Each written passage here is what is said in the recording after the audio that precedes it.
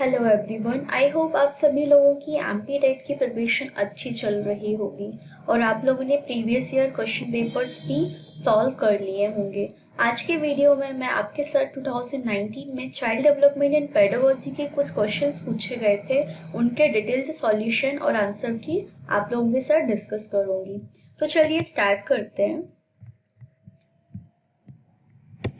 Moving to the first question, if a child has a mental age of 12 years and chronological age of 10 years, then his IQ will be what? Means हमसे बच्चे का IQ पूछा गया है। IQ का formula होता है mental as multiplied by chronological age. तो आप 12 को 10 से मल्टीप्लाई करेंगे तो आपका आंसर आएगा 120। नेक्स्ट क्वेश्चन है, which of the following is an incorrect advantages of problem solving method of teaching? जब आप क्लासरूम टीचिंग के लिए जाते हैं तो आपको बच्चों की कैपेबिलिटीज के अकॉर्डिंग बहुत सारी टीचिंग मेथड का यूज करना पड़ता है। तो उसमें से एक टीचिंग मेथड है प्रॉब्लम सॉल्विंग मेथड। इसमें आप पर्टिकुलर प्रॉब्लम बच्चों को असाइन कर देते हो और उनसे सॉल्व करने को बोलते हो।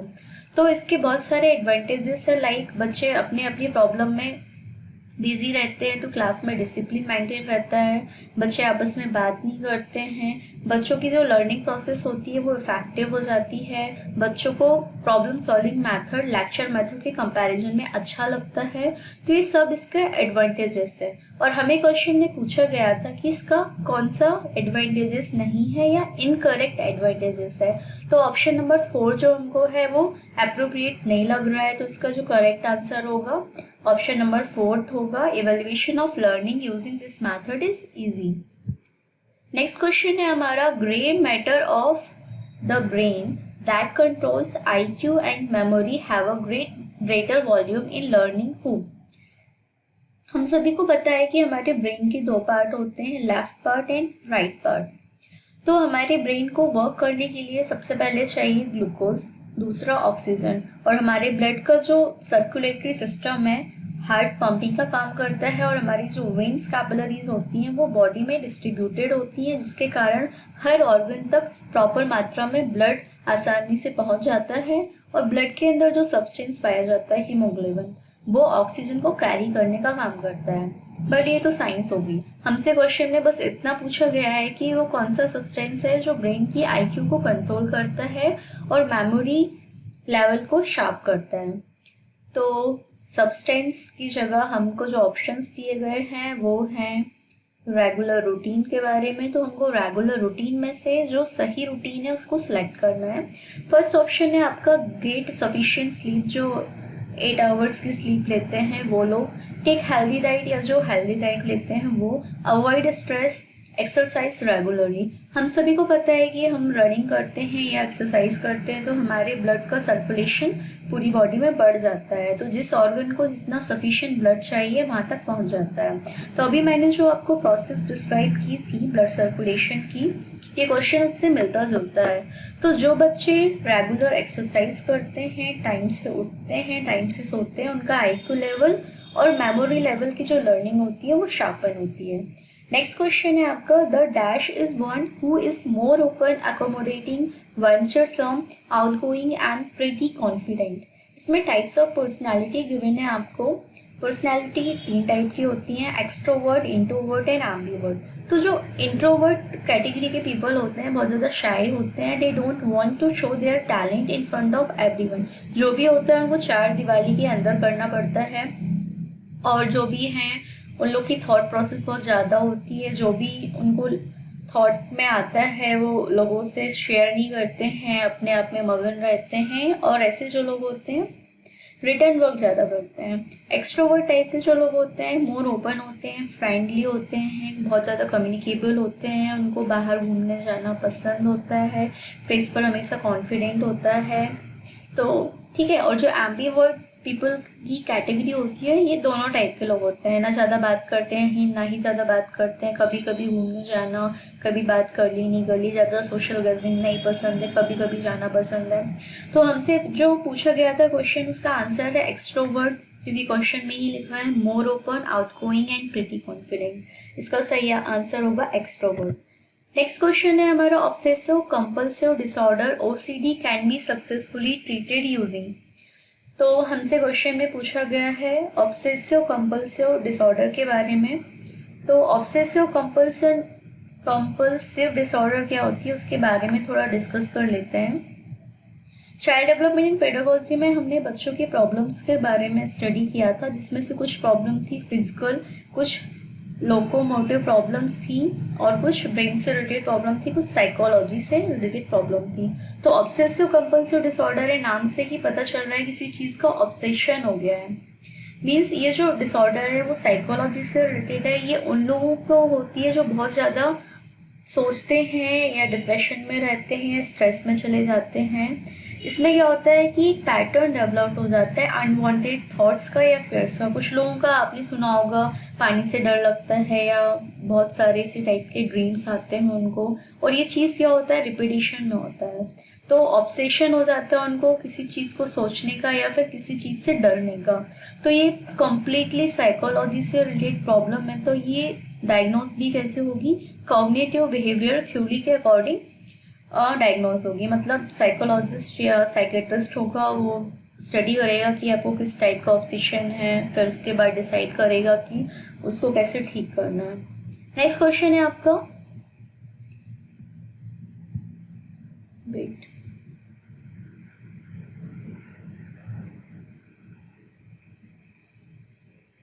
विच is the second step in the problem solving method. बच्चों को हमने क्लासरूम में एक प्रॉब्लम सॉल्विंग का एक क्वेश्चन दे दिया है या असाइनमेंट दे दिया है, जिसमें बच्चे क्या करते हैं, प्रॉब्लम को सॉल्व करते हैं। अब बच्चे क्लासरूम में प्रॉब्लम कैसे सॉल्व करते हैं या हम प्रैक्टिकल लाइफ में किसी भी प्रॉब्लम का सॉल्यूशंस कैसे बनाते हैं। सबसे पहले तो हम प्रॉब्लम को समझते हैं कि प्रॉब्लम किस कैटेगरी की है, ये प्रॉब्लम हमारी पर्सनल एंड प्रोफेशनल लाइफ को कैसे इफेक्ट करेगी। उसके बाद हम एक हाइपोथेसिस का फॉर्मुलेशन करते हैं, मतलब एक बेस फंडामेंटल कैटेगरी रेडी करते हैं कि इसको अगर हम एज्यूम करके चलेंगे, फिर प्रॉब्लम के नंबर ऑफ केसेस बनाएंगे कि अगर मैं इसके थ्रू जाऊंगी तो मेरी प्रॉब्लम ऐसे सॉल्व होगी, उसके थ्रू जाऊंगी तो इसका क्या इम्पैक्ट होने वाला है। तो एक हाइपोथेसिस बिल्डिंग जो प्रोसेस होती है वो क्या होती है, किसी भी प्रॉब्लम को सॉल्व करने की सेकंड मेथड होती है। फर्स्ट मेथड तो ये हो गई कि हमने प्रॉब्लम का एनालिसिस किया, और फिर सेकंड मेथड होती है हमारी हाइपोथेसिस को बिल्ड करना। तो बेसिकली हाइपोथेसिस होता क्या है, हाइपोथेसिस एक आइडिया है जो कि हमको सजेस्ट करता है कि उसके आउटकम्स क्या होंगे या हम इसको एक्सप्लेन कैसे करेंगे, समझेंगे कैसे। It means an idea that is suggested as the possible explanation for the something but has not yet been found to be true और करेक्ट। वो सही भी हो सकता है, गलत भी हो सकता है, उसको हम बोलेंगे हाइपोथेसिस।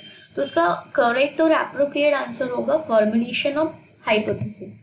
नेक्स्ट क्वेश्चन है हमारा, what part of our memory stores event that happened in our life. सबकी प्रैक्टिकल लाइफ में बहुत सारी इवेंट होते हैं, डेली रूटीन में बहुत सारी चीज़ें होती हैं जो हमारी मेमोरी में चली जाती हैं। कुछ चीज़ें जो होती हैं हमारी मेमोरी से स्किप हो जाती हैं और कुछ मेमोरीज ऐसी होती है जिसको हम कभी भूल ही नहीं जाते हैं। तो हमारी प्रैक्टिकल लाइफ में जो चीज़ें होती हैं वो हमारी मेमोरी के किस पार्ट में, मेमोरी के भी टाइप्स होते हैं, एपिसोडिक मेमोरी होती है, प्रोसीड्यूरल मेमोरी होती है, सिमेंटिक मेमोरी होती है, डेकोरेटिव मेमोरी होती है।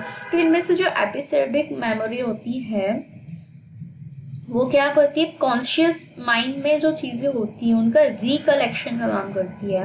हमारे जो पर्सनल एक्सपीरियंस होते हैं जिसमें बहुत सारी इंफॉर्मेशंस होती हैं, ये सारी चीज़ें। तो इसका करेक्ट आंसर है एपिसोडिक मेमोरी। नेक्स्ट क्वेश्चन है हमारा, what is the first stage in moral development according to Kohlberg. अब हमको कोहलबर्ग की थ्योरी के कुछ स्टेप्स थे कि मोरल डेवलपमेंट कैसे होता है बच्चों में। उसमें से स्टेजेस थी pre conventional stage, conventional stage and post conventional stage.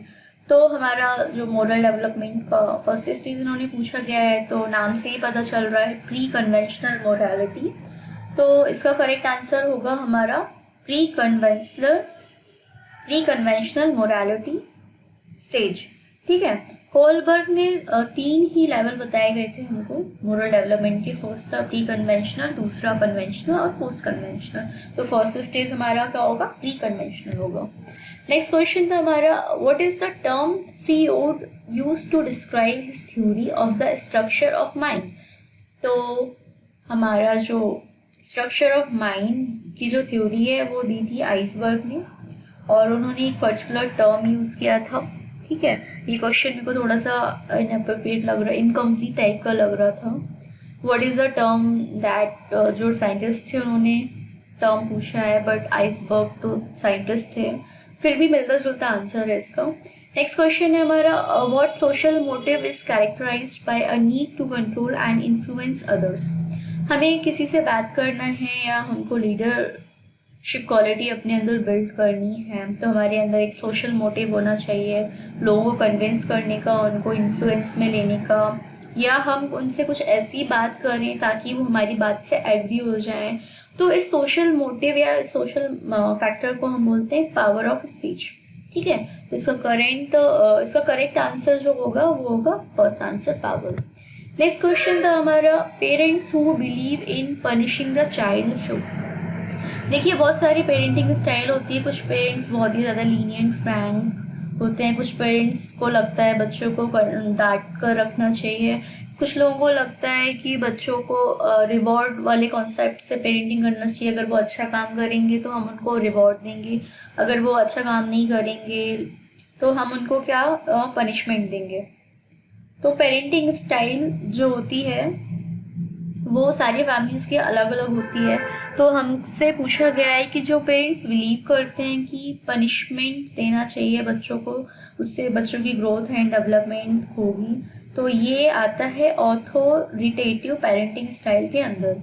Authoritarian parenting जो होती है एक एक्सट्रीमली स्ट्रिक्ट पेरेंटिंग स्टाइल होती है. It places high expectation on children with little responsiveness. मतलब बच्चों को ज़्यादा उनको रिस्पॉन्स भी नहीं देना है, बट उनसे हाई एक्सपेक्टेशंस रखना है. As an authoritarian parent you focus more on obedience, discipline, control rather than nourishing your child. मतलब ऐसे जो पेरेंट्स होते हैं उनको ओबीडियंस, डिसिप्लिन और कंट्रोलिंग पे ज़्यादा बिलीव होता है, बट वो बच्चों से ज़्यादा कम्युनिकेबल नहीं होते हैं. वो इन सब चीज़ों को ज़्यादा प्रेफरेंस देते हैं एज़ कम्पेयर टू बच्चे को समझना, उनको नरिश करना उनकी एज और साइकोलॉजी के अकॉर्डिंग. तो इसका करेक्ट आंसर होगा ऑथोरिटेटिव पेरेंटिंग.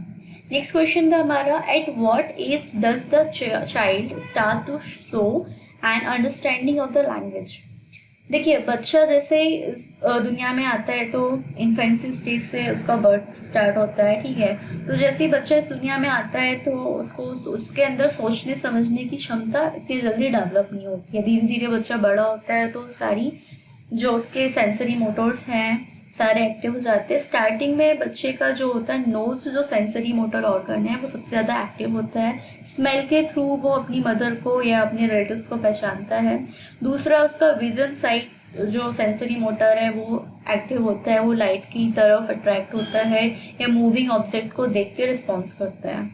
फिर बच्चा धीरे धीरे बड़ा होता है, 5 मंथ 6 मंथ की स्टेज पे पहुंचता है, तो हम उससे जब बात करते हैं तो उसको थोड़ा थोड़ा समझना स्टार्ट हो जाता है कि हाँ हम क्या बोल रहे हैं. तो वो स्माइल से या हंसकर या कोई भी साउंड निकाल के रिस्पॉन्स करता है. तो उसका करेक्ट आंसर होगा एट 6 मंथ.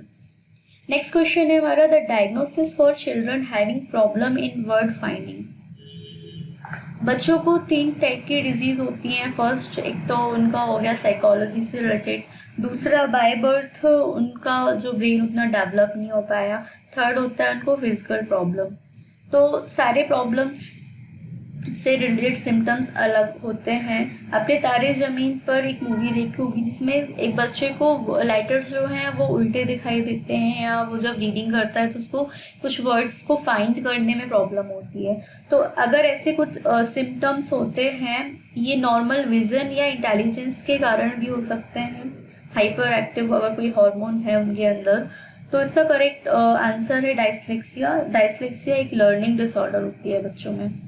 तो इसके लिए टीचर को करना चाहिए कि कोई भी लेटर या वर्ड पढ़ने में उसको प्रॉब्लम हो रही है तो उसको थोड़ा एक्स्ट्रा टाइम दे, उस वर्ड को ब्लैक बोर्ड पर लिख दें, या उसको फर्स्ट लेटर उसको कैपिटल में रख दें. नेक्स्ट क्वेश्चन है हमारा, which is not the principle of inclusive education. Inclusive education मतलब क्या होता है कि हम किसी भी बच्चे को स्पेशल आइडेंटिटी नहीं देते हैं. सारे बच्चे एक क्लासरूम में बैठकर पढ़ते हैं और सबको हम प्रॉपर अटेंशन देते हैं. किसी को रिवॉर्ड या पनिशमेंट कैटेगरी में नहीं रखते हैं। टीचर के लिए जो होते हैं सारे बच्चे बराबर होते हैं। तो इसके कुछ प्रिंसिपल्स हैं। प्रिंसिपल ऑफ टुगेदरनेस, मतलब सारे बच्चों को एक साथ बैठ के हम पढ़ाएंगे। प्रिंसिपल ऑफ इक्वालिटी, किसी के साथ उनको पार्शियल नहीं होना है, किसी की IQ ज़्यादा है या कम है, हमको पार्शियल उनको ग्रुपिज्म में डिवाइड नहीं करना है। प्रिंसिपल ऑफ पार्टिसिपेशन, आंसर देने के लिए हमको सारे बच्चों को मोटिवेट करना होता है कि आपको भी आंसर देना है, ठीक है। तो इसमें से हमको पूछा है कि कौन सा इसका प्रिंसिपल नहीं है। तो 4 ऑप्शन आपके सामने गिवन थे। नो डिस्क्रिमिनेशन बिटवीन लर्नर्स, ये तो इसका प्रिंसिपल है, प्रिंसिपल ऑफ इक्वालिटी के अंदर आएगा। Separate classroom for special children, नहीं, separate classroom for special children हम प्रोवाइड नहीं करते, क्योंकि इंक्लूसिव एजुकेशन का बेसिक प्रिंसिपल है प्रिंसिपल ऑफ टुगेदरनेस। तो इसका करेक्ट आंसर हो जाएगा separate classroom for special children. Next question है हमारा, which of the following is not a factor that will protect a child against stress. 4 option है जिसमें से हमको ये पता लगाना है कि कौन सा है जो स्ट्रेस से बचाने के लिए बच्चे की हेल्प नहीं करेगा। फैमिली हमेशा हेल्प करती है, आपका इंटेलेक्चुअल पावर आपकी हेल्प करती है। अथॉरिटेरियन पेरेंटिंग स्टाइल, जिसमें पेरेंट्स के डिसिप्लिन पे ज़्यादा फोकस करते हैं, बच्चों से कम्युनिकेशन नहीं करते, ना ही उनको समझने की कोशिश करते हैं। तो इसका आंसर यही हो जाएगा, authoritarian parenting style. Next question है हमारा question number 16।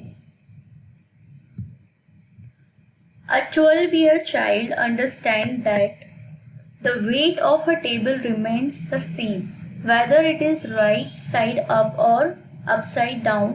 What concept has he grasped? मतलब उसको समझ में आएगा कि टेबल का वेट जितना है वो उतना ही रहेगा। मतलब उसने ये चीज़ कैसे सीखी, प्रैक्टिकली करके या प्रैक्टिकली देख के, ठीक है।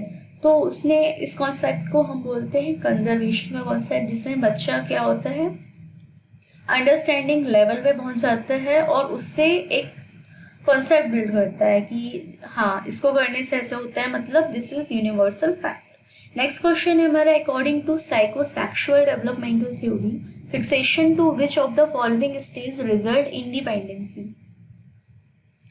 तो इसका करेक्ट आंसर है oral.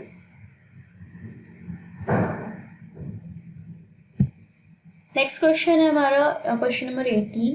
Growth always correspond to the age of the child, this is because of the principle of which. तो जो ग्रोथ एंड डेवलपमेंट है बच्चों का वो एक पैटर्न के थ्रू होता है। लाइक इन्फेंसी पीरियड में आपका organ development means physical growth ज़्यादा होती है। इसके बाद कोई भी बच्चा जब बर्थ लेता है तो सेंसरी मोटर्स के एक्टिव होते हैं। 6 मंथ में वो थोड़ा थोड़ा लैंग्वेज पे रिस्पॉन्स करना स्टार्ट करता है।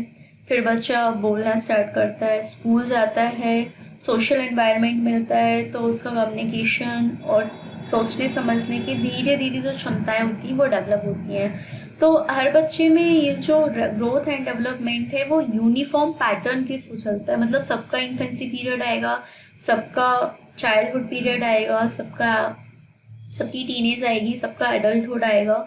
तो ग्रोथ एंड डेवलपमेंट जो है वो एक यूनिफॉर्म पैटर्न में चलता है कि किस एज में जाकर पर्टिकुलर आपकी फिजिकल ग्रोथ कितनी होगी, मेंटल ग्रोथ कितनी होगी। तो इसका करेक्ट आंसर होगा यूनिफॉर्म पैटर्न। नेक्स्ट क्वेश्चन है हमारा, which of these is the best way to improve problem solving skills in primary school children. अब आप एक टीचर हो, आपको PRT मतलब प्राइमरी स्कूल में जाकर, प्राइमरी मतलब 1 क्लास से लेके 5th क्लास तक के बच्चों को पढ़ाना है। मतलब उनकी एज होगी 4 ईयर्स से लेके 10 ईयर्स मीन्स। तो आपको सबसे पहले तो समझना है कि उस एज में बच्चों का मेंटल ग्रोथ कितनी हो चुकी होगी, उनको किस तरीके से पढ़ाएंगे तो जल्दी समझ में आएगा। तो 4 ऑप्शन आपको दिए गए हैं, इसमें से हमको बेस्ट वे सिलेक्ट करना है। पहला था सॉल्विंग मैथमेटिकल प्रॉब्लम्स, ये तो बिल्कुल भी अप्रोप्रिएट नहीं होगा क्योंकि हर स्टेज के बच्चे को हम मैथ्स सॉल्व कराते हैं। Find solution to problem that they facing, हम अगर उनकी डेली लाइफ डिस्कस करने लग जाएंगे तो पढ़ाएंगे कब। Talk about their problems to peers in the class, and ये भी नहीं होगा। नेक्स्ट है apply steps of design thinking process and engage with community around. तो ये ऑप्शन आपको एकदम करेक्ट है, तो इसका करेक्ट आंसर होगा 4th वाला। नेक्स्ट क्वेश्चन था हमारा, Dash believed that personality develops through a series of stages and the effect of childhood are long lasting. तो जो चाइल्ड डेवलपमेंट एंड ग्रोथ है, 4-5 साइंटिस्ट थे जिन्होंने थ्योरी दी थी कि बच्चों का मेंटल एंड फिजिकल डेवलपमेंट कैसे होता है. तो सिगमंड फ्रूड एक ऑस्ट्रियन न्यूरोलॉजिस्ट थे और थ्योरिस्ट, तो उन्होंने एक थ्योरी दी थी.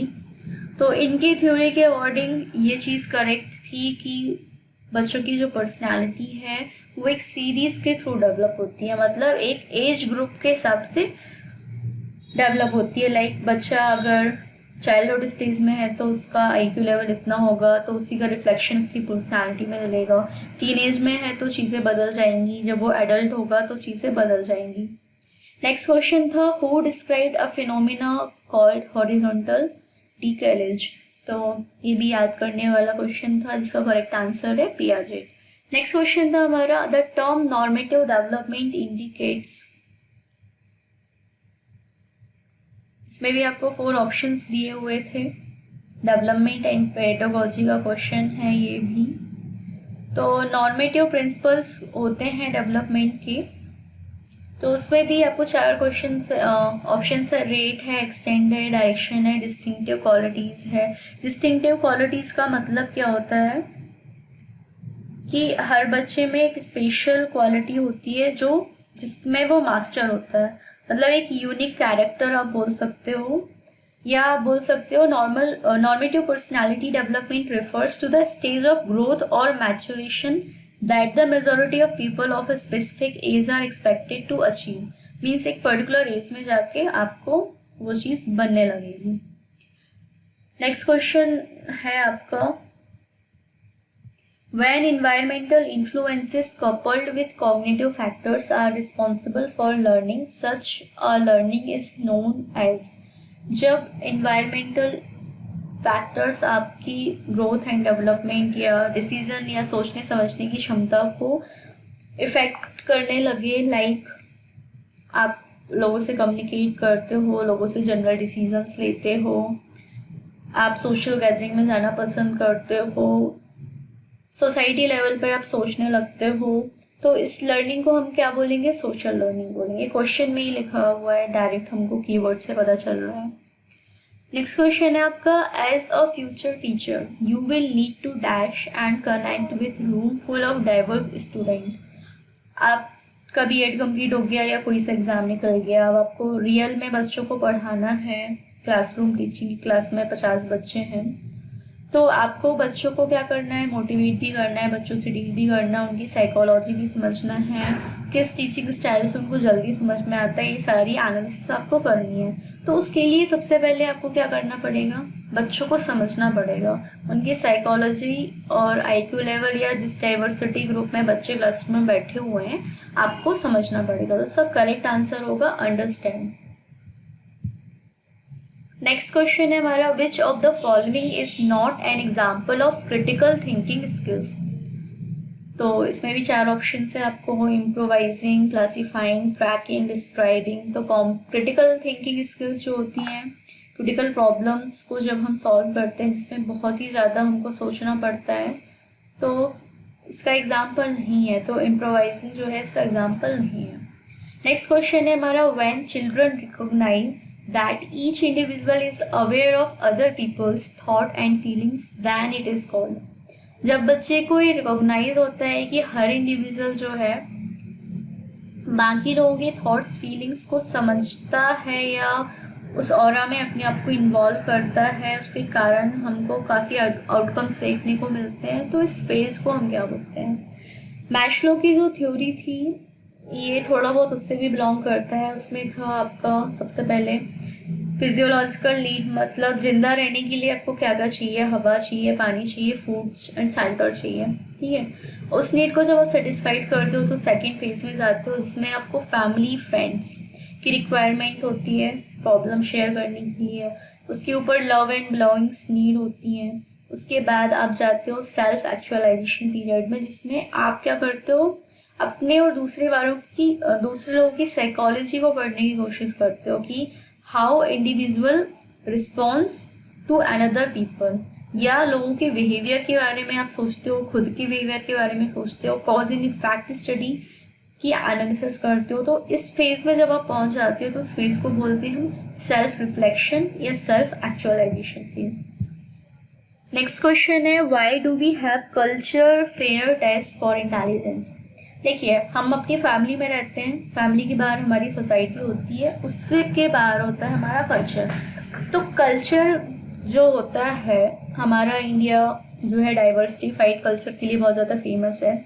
तो कुछ चीज़ें जो होती हैं एक दूसरे से को रिलेटेड होती हैं। तो जब भी कल्चर के बारे में हम बात करते हैं तो हमको बहुत सारा नॉलेज मिलता है कि इस एरिया में कौन सा कल्चर है और ये कल्चर को लोग क्यों फॉलो करते हैं। तो ये सारी चीज़ें जो हैं इंटेलिजेंस पावर से रिलेटेड होती हैं। तो कल्चर फेयर टेस्ट जो होता है वो हम इंटेलिजेंट टेस्ट के अंदर क्यों कैटेगराइज करके रखा है, या जब हम मल्टीपल इंटेलिजेंट टेस्ट करवाते हैं बच्चों से तो कल्चरल फेयर टेस्ट हम क्यों कराते हैं, उसके पीछे रीज़न है culture understanding is a part of intelligence. मतलब कल्चर को समझना, कॉज एंड इफेक्ट स्टडी करना, ये हमारी इंटेलिजेंस पावर का एक एग्जाम्पल है। नेक्स्ट क्वेश्चन है हमारा, which famous professor proposed that children move from a position of egocentrism to sociocentrism because of social interaction. Personality में हमने पढ़ा था एक ईगोसेंट्रिज्म अप्रोच होती है और एक सोशियोसेंट्रिज्म अप्रोच होती है। ईगोसेंट्रिज्म अप्रोच में क्या होता है, इंसान को ये लगता है कि वो सबसे ज़्यादा नॉलेजेबल है या वो सर्वगुण संपन्न है, तो उसको इस या मतलब मनी वाइज बहुत ज़्यादा वेल्दी है, हेल्थ वाइज हेल्दी है, तो उसको थोड़ा सा ईगो आ जाता है। उसको लगता है हम किसी से बात क्यों करें, I am the one who is perfect, तो वो ईगो में रहता है। लेकिन जब वो सोशल या कल्चरल चीज़ों में पार्टिसिपेट करता है, एक दूसरे से इंट्रैक्शन करता है, लोगों से ओपन होने की कोशिश करता है, तो उसका जो ईगो वाला जो फेज़ होता है वो धीरे धीरे धीरे कम होता जाता है। तो एक प्रोफेसर थे जिन्होंने ये थ्योरी प्रपोज की थी कि अगर कोई ईगो सेंट्रिज्म फेज़ में है और उसको हम सोशियो सेंट्रिज्म फेज़ तक लेकर जाएं, तो ये सोशियो सेंट्रिज्म वाली फेज उसके अंदर कब आएगी, जब वो सोशल इंटरेक्शन करेगा। मतलब सोसाइटी में जो लोग हैं, अलग अलग प्रकार के लोग हैं, उनसे बात करेगा, अपना इंट्रोडक्शन देगा, धीरे धीरे ओपन होने की कोशिश करेगा। तो ये जो थ्योरी प्रपोज की थी वो की थी जीन पियाजेट जी ने। ठीक है, आई होप आपको मेरा एक्सप्लेनेशन वे अच्छा लगा होगा और आपकी एमपीटेट की प्रिपरेशन भी अच्छी चल रही होगी और आप सभी लोगों को मेरा सॉल्यूशन समझ में आया होगा, way of explanation, the questions and their answers. आप सभी से मेरी एक रिक्वेस्ट है कि एमपी टाइप जो एग्ज़ाम है 2020 में फॉर्म ओपन हुआ था, due to some negative circumstances exam conduct नहीं हो पाया था, तो ये फॉर्म दोबारा री ओपन हुआ है। और इसके जो प्रीवियस ईयर क्वेश्चंस पेपर्स हैं, मैंने भी बहुत ट्राई किया था, बट मुझे ऐसे पर्टिकुलर वेबसाइट पर क्वेश्चंस पेपर्स नहीं मिले। तो 2019 का मुझे एक क्वेश्चन पेपर मिला था जिसमें से चाइल्ड डेवलपमेंट इन पेडागोजी का पेपर के सॉल्यूशंस एंड आंसर के मैंने आज आप लोगों के साथ डिस्कस किए हैं। नेक्स्ट क्वेश्चन में मैं second section means maths, Hindi, English and EVS के क्वेश्चंस एंड उनके डिटेल सॉल्यूशन विथ आंसर भी आप लोगों के साथ शेयर करूँगी। तो प्लीज़ मेरे वीडियो को आप अपने फ्रेंड्स लोगों के साथ भी शेयर कीजिए ताकि उनको भी PYQ सॉल्व करने में प्रॉब्लम ना हो। आई होप आप सभी लोग कमेंट सेक्शन में मुझे बताएंगे कि आपको कुछ प्रॉब्लम है सॉल्यूशन से रिलेटेड, या आपके पास ऑलरेडी कुछ क्वेश्चंस हैं जिनके सॉल्यूशन आपको नहीं मिल रहे हैं या आंसर के लिए आप लोग परेशान हो रहे हैं, तो आप मुझे कमेंट सेक्शन में बताइएगा, मैं उस पर सॉल्यूशन वाला वीडियो ज़रूर बनाऊंगी।